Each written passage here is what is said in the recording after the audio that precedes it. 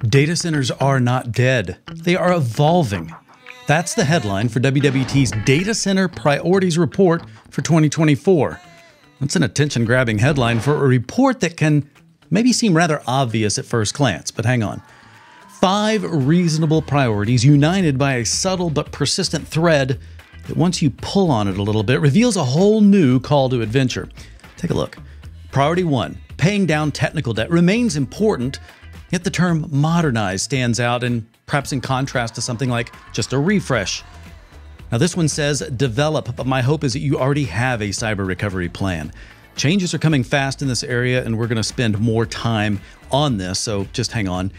High performance computing. It's on the uptick, and WWT has guidance on the architecture required for it to perform as expected.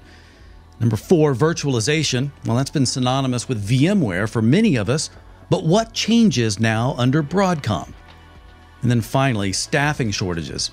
That's been a long, mundane issue, but now there are new angles on the horizon thanks to the advent of AI. So the unifying thread here is artificial intelligence, but it's not the shiny bauble of AI that really distracts us right now. We are always in some kind of a hype cycle. Some things make it out the other end and some things just fade away. But AI is a different kind of hype. It's both thrilling and treacherous, blinding us with this storm of uncertainty. But as the dust settles, AI's transformative impact will be undeniable. So the smart move? Build a solid foundation now, preparing to act decisively in AI's new landscape. Rather than chasing the latest AI gadgets, this is about forging an infrastructure strong enough to harness its full potential. Now let's talk about priority 2. For me, AI often feels like an aggressive magician pinning me in the corner of a conference room, dazzling with trick after trick, a glittery misdirection that hides a powerful truth. AI accelerates our greatest aspirations and our worst impulses with equal impartiality. It's true. Everyone has equal access to the technology, but there is an important disparity when it comes to deployment. See, we have to operate with a degree of diligence and pragmatism. The bad guys don't. They are free to use all the same tools without the pesky constraints of regulations, ethics, or legacy infrastructure. Their agility has moved our collective risk meter into the red. The chance of a successful breach on your operation is higher than it's ever been, which makes everything new again. When it comes to cyber recovery, it's time to revisit some basics like what are you going to do when your systems are compromised? Tackling this and similar questions requires insights from multiple disciplines, and it's for this reason we are joined by 2 distinguished experts. From the Berkshire foothills of Connecticut, Michael Ambruso covers data protection and cyber recovery. In fact, he published an article on ransomware and AI highlighting how one of our biggest threats is now being turbocharged. But ransomware is far from the only threat being accelerated by AI. So joining us from Columbus, Ohio, Todd Hathaway is a veteran security expert swimming in the deep end, studying how AI is changing the security game, offense and defense.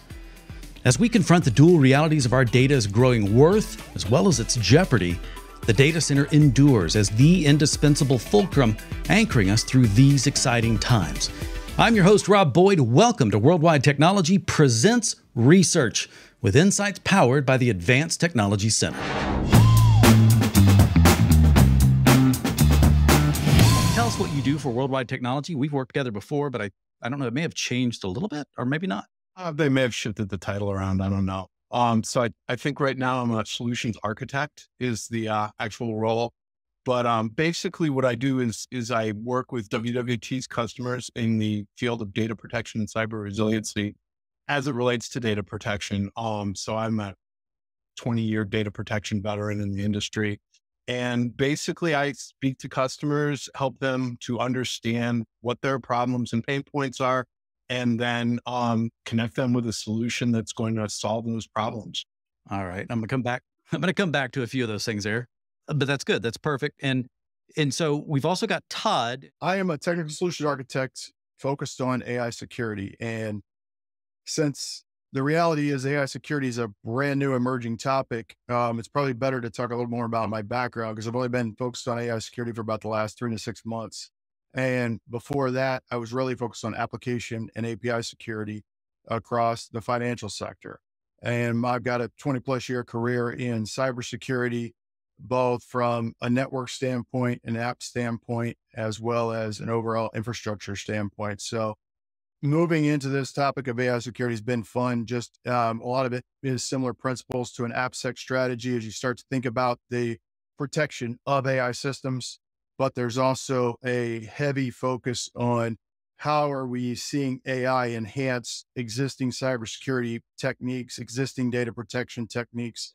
So I'm excited about this conversation and partnering with Michael on this topic. So looking forward to it. Yeah, I like this because I think it's almost overly necessary, and it's certainly become much more urgent now. And so this notion of AI as being both a tool that we've all just been enhanced, both I've been entranced with it from a personal perspective, but I understand the struggle that enterprise, any kind of organization is going through about feeling reticent to say, yeah, it's moving so fast. I feel like I need to do something, but how do I do that in a proper manner, which means with proper data governance and security and all the things that we would care about. This may be the very best time to say, you can't make great decisions about offense.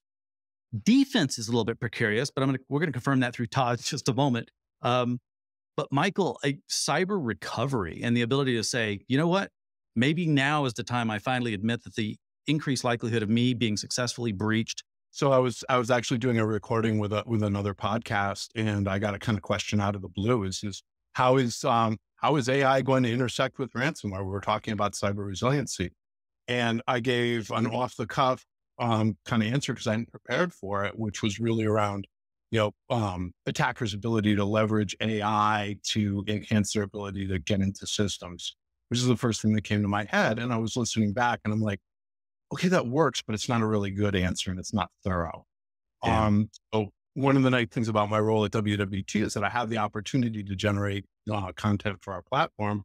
I'm like, well, I should write an article about that. And then I proceeded to dig in and do some research on it. And I came up with a more coherent response that you can find over at WWT, where I really kind of dig into how that's overall affecting the landscape, both from an attack and defense, and then what should customers be doing kind of standpoint. So it was really, that was the genesis of the conversation, was me realizing that I wasn't equipped to have the conversation, and just jumping in and getting smarter about it. When we look at maybe the biggest overall threats that we need to be thinking of from an enterprise perspective, when it comes to what we may need to figure out how to recover from, is ransomware at the top of that? All of my customers for the last 20 years have had some sort of policy in place for like a natural disaster recovery or business continuity plan. And really since the whole Sony thing went down years ago, we've just been seeing an exponential increase in the threat of ransomware. The kind of tagline that I've been using is that hurricanes are not out there looking for soft targets. Yeah.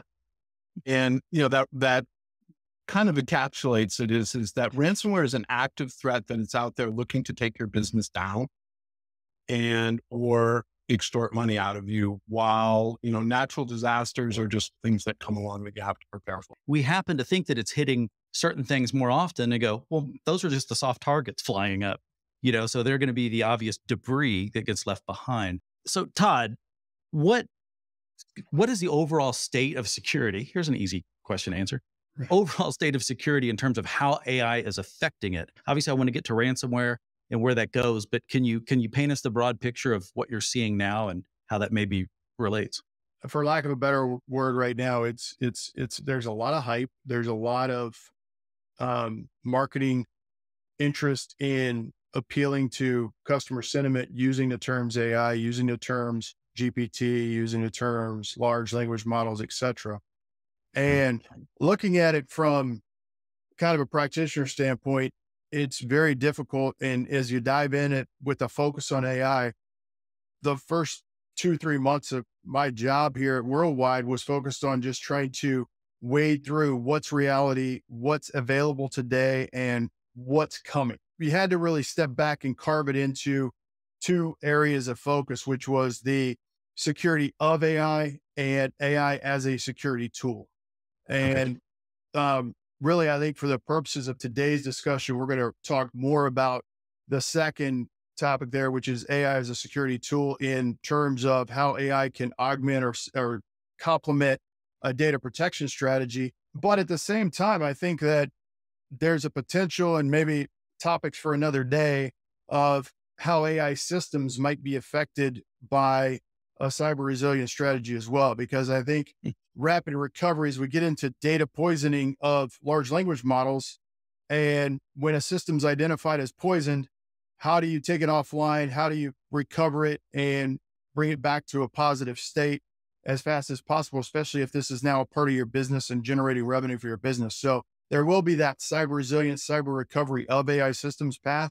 I just don't think the industry's gotten there from a topic standpoint yet. And that's something I'm looking forward to collaborating with the likes of Michael inside of Worldwide on how we can help customers. I think what's relevant today is how attackers are using AI to generate better ransomware, to generate better phishing attacks that are getting the ransomware into the network, getting the end users to click on it. And then more importantly, how we can use AI to do better pattern matching, better phishing defenses, even in a reaction standpoint. Once the ransomware breach has happened and the systems are compromised, there's now AI generated abilities to try to do better decryption, to try to fight the hackers instead of paying them off.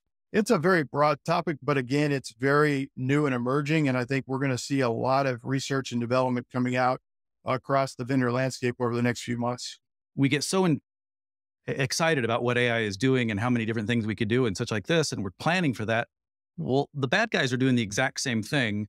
The challenge with us from a security perspective is that by its very nature, it's always a bit reactive. We're trying to always shorten that gap in terms of how quickly we can, isolate that something is truly new and how we're going to now protect against it, whatever it may be at many different levels. But I think that is one of the challenges here is we have to be somewhat reactive because we're not sure what they're going to throw at us. We can make good guesses and there's a lot of good work going on there and you're tracking that, it sounds like.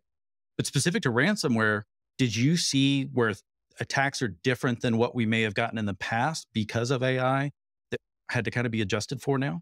So a couple of factors. First of all, is just accelerating the velocity through intelligent automation, right?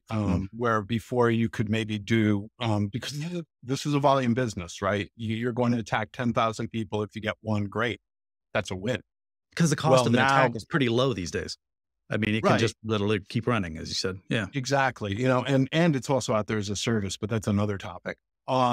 But what we're seeing is an acceleration in velocity through enhanced automation and capabilities. So, if before you could make 5,000 phishing emails, now you can make 20,000 phishing emails and they're all customized.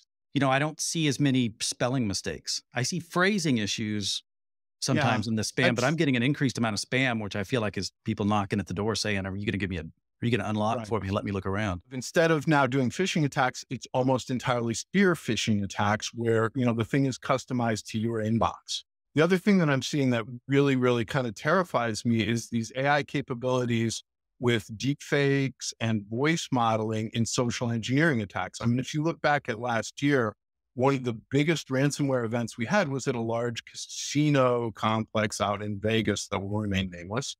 And that was a social engineering attack. There was from what I understand, there was a help desk call where some credentials were, passed to the bad guys. Well, when it can be your CEO's voice and picture talking, that's even scarier, or your manager or your coworker. Well, let me ask Todd, this raises a question is how much are we seeing AI actually change the attack that really fundamentally changes the way you defend? No matter how advanced technologies get, it seems like the most successful attacks generally come in for pretty dumb and simple, sometimes non-technological reasons. Does it significantly change with AI now, or we still need to double down on those things, reinforce the basics, the fundamentals? In every one of these attacks, the recent ones, the prolific ones, people have still been the weakest link. And whether it started with a help desk person making a bad decision or being fooled by the inability to really authenticate who the person was on the other end of the phone, we're going to see a accelerated pace of defense because of how fast we can move with AI. And I think that's what we're already seeing from the vendors. But at the same time, vendors are also realizing how hard it is to train these models with accuracy. So I can give you examples. I'm not going to name any vendor names, but we had numerous vendors that were saying they would have co-pilots released mid-2023, and they're still haven't released because they've gone through the training process and realized that training these models is not as easy as they thought it was going to be, and getting accurate data that can be kept current and how to reuse customer data into those and using different forms of RAG or retrieval augmented generation is going to continue to prove challenging to traditional cybersecurity players that haven't been in the AI business.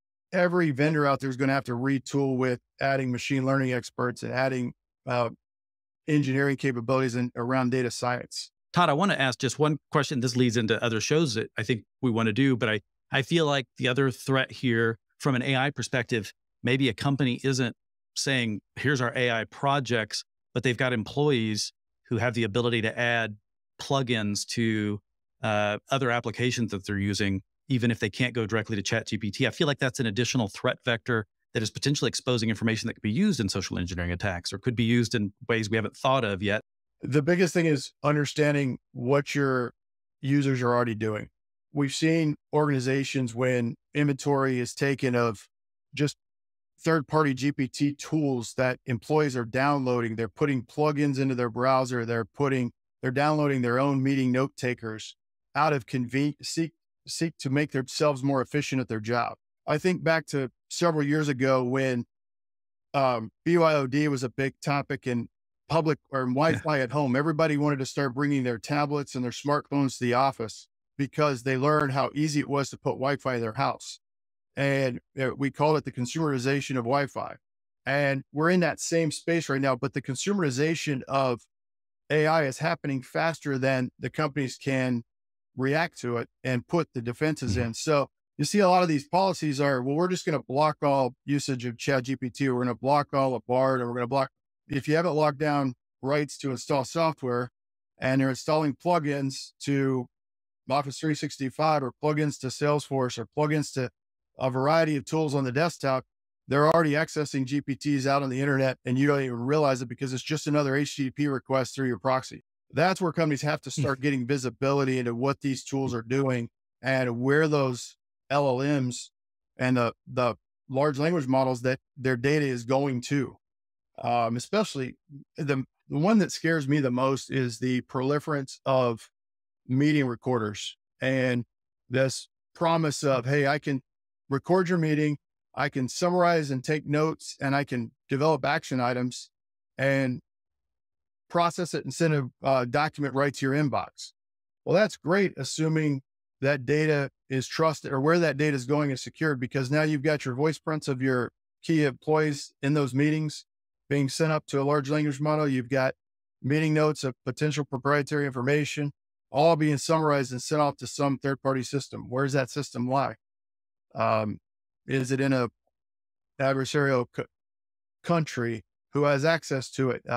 I've seen social media advertisements for a personal recording device that I can put in my pocket, like an old microcassette recorder, and it takes all the meeting notes, uploads them to a GPT. Well, I did some research on this particular company, and all the executives that are listed in the about section all are in communist China, and where those systems might lie. And they all have what look like potential fake personalities on LinkedIn saying they live in states like Wyoming or Idaho or Colorado, but they have no work history in the United States. So is the whole company a deep fake? I don't know yet, but it's an ongoing investigation I'm kind of following right now to see, is this tune in? Yeah. Stay tuned for more on that. No, it's interesting with CES, not happening not too long ago. We did see a bunch of new stuff come out, but you're right. I always love the paranoia of a good security person, because that is exactly what you need. It's a little healthy paranoia to just say, hey, have we really thought about this? But I think it's easy to say, Michael, that the likelihood of a breach has increased dramatically. And the best way to deal with that is to not stick your head in the sand, but say, are you prepared? So a couple of things on the difference between a ransomware or a cyber resiliency plan and a disaster recovery plan, right? Oh, okay. They're related disciplines, but they're really not the same thing, in the sense that you have to remember that a cyber attack is going to be targeted. It's going to be much more focused, and it's going to take out infrastructure. In a disaster recovery plan, your objective is always to either have a seamless transition to a backup data center, or to have, the fastest recovery you can. Your recovery time needs to be optimized. You optimize those things for that. In a cyber attack scenario, first thing you have to assume is that most of the critical services are going to be unavailable, such as connection to the internet. And then also you have to accept the fact that your time to come back up and your time that you're going to be able to recover from are not going to be as good as you're going to expect from disaster recovery. Because the difference between these scenarios is a disaster recovery is a business continuity plan. We stay up, they run it. A cyber recovery plan is a business existence plan. Are we still going to be in business tomorrow? Oh my God. And that's really the huge difference between the two. The biggest difference, like from a mechanical standpoint, really that we're seeing with customers is that now you have to architect for rapid recovery, because once you know what you're restoring and you have a place to bring it back to, you want to get everything up as fast as possible. And generally speaking, you're going to have to recover pretty much everything from scratch. I've been doing data protection for well over 20 years. And when we've architected solutions in the past, we've really been concerned about getting that big green checkbox on, did we back up last night? So we build these things to make the backup window. Right. Recovery is a little bit more. As we've encountered more and more of these scenarios where businesses are basically having to rebuild from backups from the ground up, we're discovering the basic truism is that people don't get fired for missing a backup. They definitely get fired for missing a recovery. I'm seeing all of my customers with a bigger emphasis on architecting things for recovery workflow, architecting their cyber recovery or resiliency solutions to have a clean room environment where they've got known good hardware that's off the production network that they can recover to. And that they're ensuring that they've got backups. And this is the huge one. They've got backups that they know will be available even if the bad guys have completely compromised their production environment. That's my functional definition of air gap, by the way, is that a copy of your backups that even if the attackers have complete control of AD and everything else in your environment, can they delete it? Can they change it? If you can answer no to both of those questions, you have an air gap copy. It's different from disaster recovery, and the emphasis is going to be on understanding the backup data well enough to know what's good to recover, what's safe before you recover. And then once you've established the parameters around blast zone and dwell time, getting everything up and running as quickly as possible, because again, the survival of the business depends on it. No, I like the fact you make these distinctions, because we always have to acknowledge here that we're never going to exhaust every topic. You guys have both brought up just a wealth of shows that we could do more of. But honestly, it's stuff you guys have both continue to publish, and your peers, you're working with a group of smart people who are constantly learning, educating, and sharing. I was thinking about poisoning backups. And I know that's always been somewhat of a thing, to where someone's got something latent and dormant that's designed to potentially trigger later based on whatever set of conditions it finds itself in, perhaps. Are you guys seeing any changes these days to how that's either detected? Is it even happening to a higher degree now? What we're seeing across the industry is the data protection vendors are incorporating ML, because now when we say AI, most people just go straight to ChatGPT. We're talking straight up old school machine learning, neural network, looking at the backup data while it's sitting there being backup data and analyzing that to look for signs of intrusion and malware in the backups, dormant. Nice. Okay. And that's a huge thing that AI has been bringing into this industry now, I think for the last 5 or 6 years. It's really starting to come to the forefront, because one of the things about backup data is that it covers your entire production environment. It's not the copy that you're running from. So if it's sitting there on spinning disk anyway, let's look at it. Let's use that, and let's use that to figure out, if there is a problem, and once we discover a problem, to better understand the extent, the blast radius, and the dwell time, how long that's been in there, so that we know which copies we can recover from. There's actually now companies that have shifted complete efforts, software vendors that have shifted complete efforts from what used to be, say, a malware protection company, now into an AI focused file protection organization. So they don't want to compete in the EDR space as much anymore. So now they're shifting and focusing on, hey, I'm going to look at data storage and I'm going to focus on anomaly detection, predictive analysis, file content scanning, all using ML and the heuristics of capabilities of an AI system to be able to detect if there's been any sort of change or breach to the files in my storage, whether it's real-time storage or whether it's in the air gaps. You can use them in both to kind of do that heuristic analysis.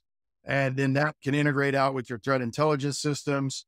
And really, that's where I think we're going to start to see. And Michael brought up a great point at the beginning of that answer was, I think we do get caught up right now in the currency of GPT and AI and all the buzzwords around natural language processing, but good old ML has been around for many years.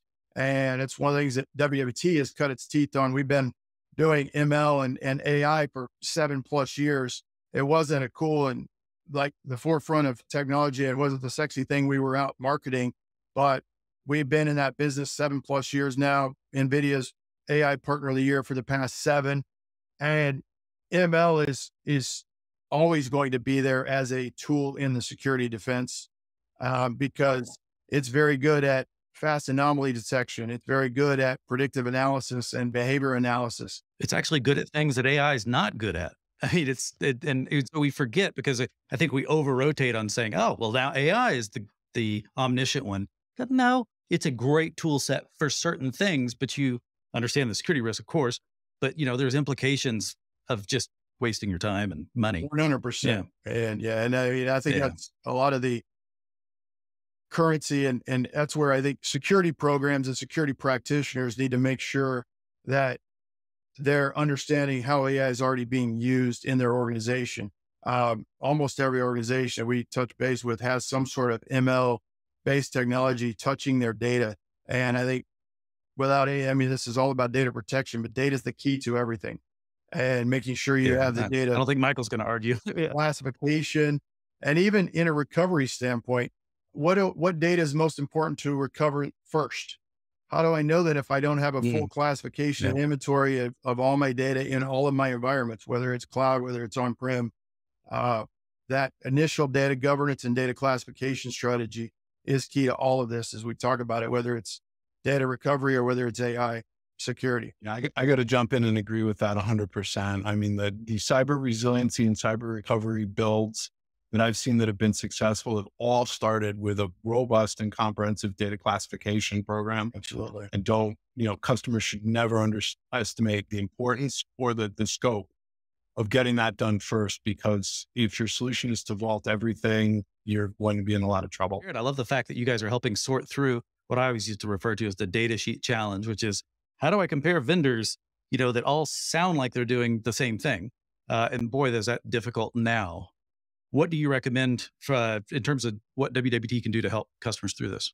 Just starting with understanding your business priorities and how AI is going to be mapped to the business priorities. That would be number one. Is from a security standpoint, if your CISOs or your directors of security haven't already answered these questions, they need to be talking to the business leaders and say, how are we using AI?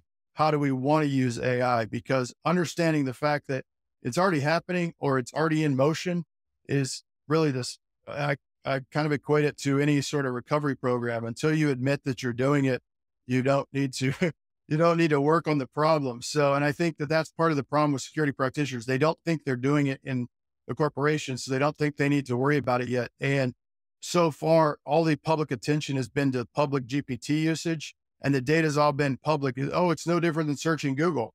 Yes, it is different because it's what kind of corporate data is being shoved into the public model. And I guarantee you, there's already business leaders in your organization that are building applications that are going to shove corporate data into the model from a training standpoint. And until you understand those risks, you don't know where to get started. So establishing kind of the business focus of where you're going with AI would be step one. And then establishing what I would call an AI center of excellence from a security standpoint, and making sure that you have leaders that are mapping regulatory requirements, governance frameworks. There's plenty of new efforts from the US government, from CISA, from NIST, the there's numerous governance regulations that are happening, whether it's OWASP, but navigating that and knowing how to apply that to your business would be very difficult if you don't have some background in AI. So that's where WWT has invested a lot of time and resources, is helping customers to map their data, classify their data, build a data resilience strategy. And now, how do we add an AI security program on top of that? Boy, stay tuned for next week when the Yeah. world comes to an end. The changes are just something else. And that's the thing. Sometimes security, I like things that have been deployed and attacked for a long time to truly understand, where the vulnerabilities are, because, we see new vulnerabilities in old things quite often. And so when we're now dealing so much with things we don't even fully understand, it gets scary. But so I think people are going to get through. I think that's the right attitude to take. Michael, can you close us out with where WWT is making investments and providing unique, perhaps ways to address this? What would you recommend customers do? Well, I mean, just from the AI standpoint, I know we're in the process of building out a very big, well-established AI environment in our advanced technology center so that customers will always have the opportunity to get in there and do hands-on. From a standpoint of like just my specialty, highlighted the idea of helping customers understand who's doing what. I'm in the process right now of putting together a paper about what various data protection vendors are doing in the AI space to incorporate it into their products. And I think from there, we'll start to have conversations around how to protect these AI workloads as well. I think one of the advantages of partnering with WWT is that we do have both a strong data center practice with folks like myself and storage specialty and things like that. And then we have a strong security practice with folks like Todd, and we work together to help customers overcome internal siloing, because we've got people that can speak to all of these parts of the organization in their native language.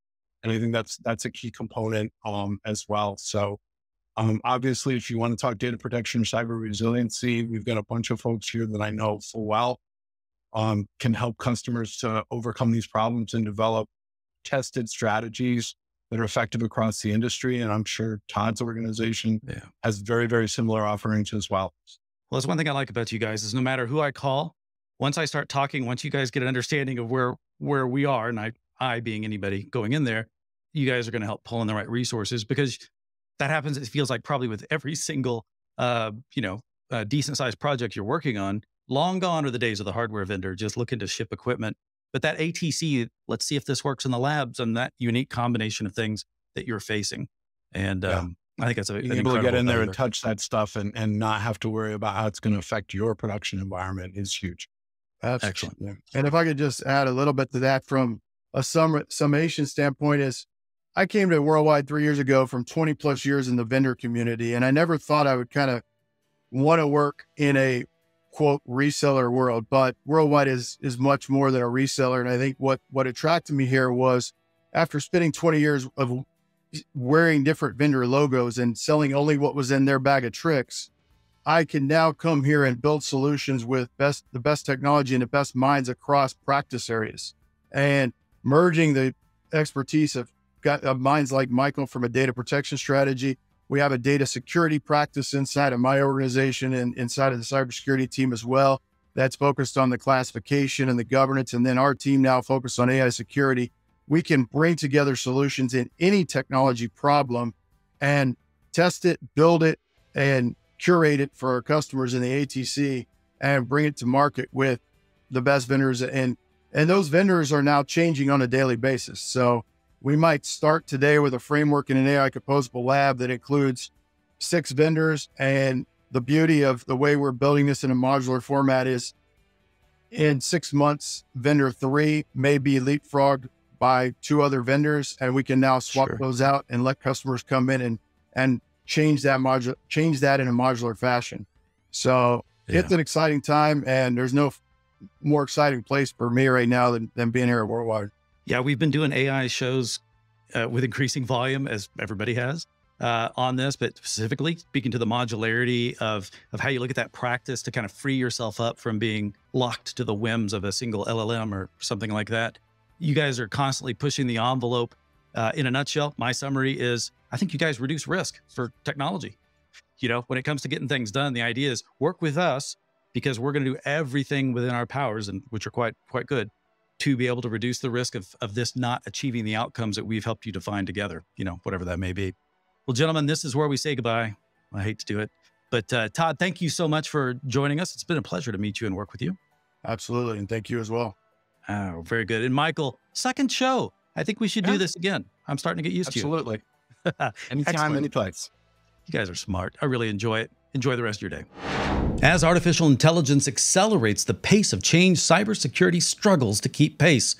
And this shift reinforces the adage, it's not if, but when a breach will occur, suggesting that our focus should increasingly be on intelligent cyber recovery strategies rather than just more on prevention.